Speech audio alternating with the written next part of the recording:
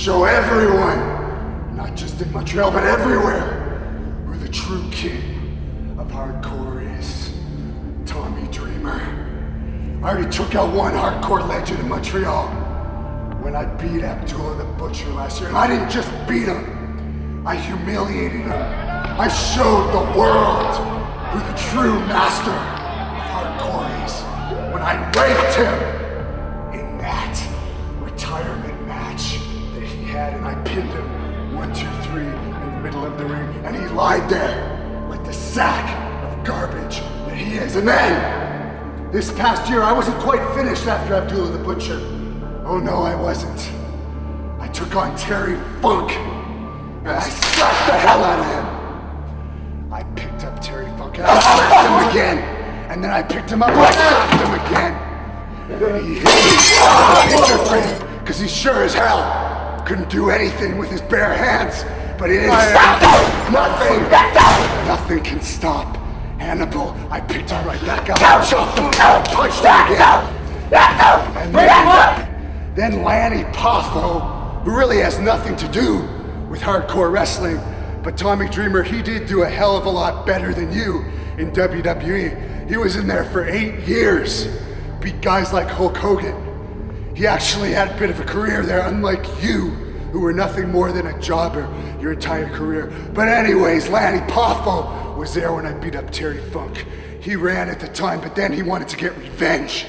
And I finished him. I destroyed him. I did my powerbomb to him. And then he had a little problem with that. And I finished him off for good in the dressing room. And now, Tommy Dreamer, now you say you want revenge. You say you want to avenge your mentor, Terry Funk, and come and fight me in a hardcore match. Well, Tommy Dreamer, that ain't gonna happen. You see, you may think you're gonna avenge Terry Funk, but I have a little problem with you that dates back when you were head of WWE Talent Relations.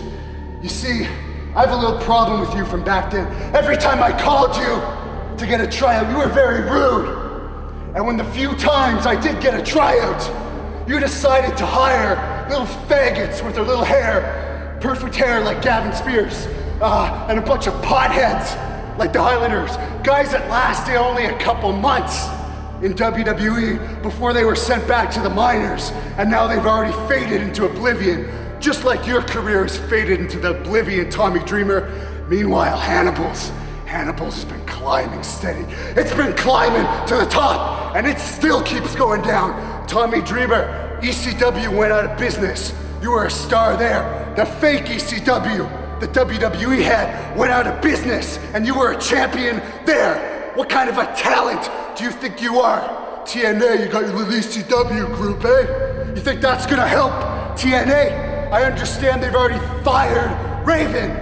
They fired Sabu. What does that show about your ECW that you were so proud of? It's old, just like you. It was never popular. It never made any money.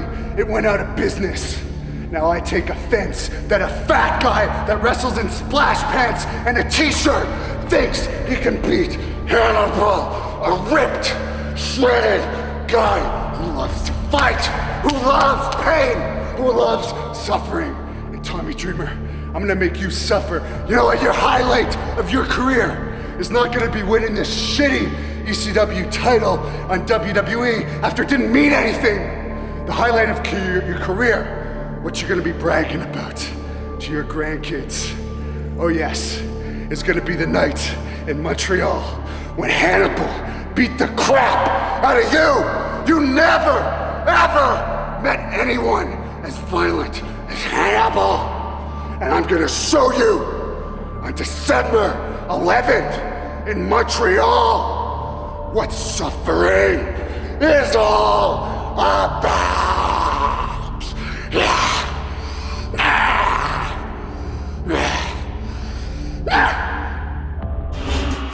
For tickets, go to ticketweb.ca, and for more information, go to www.greatnorthwrestling.com.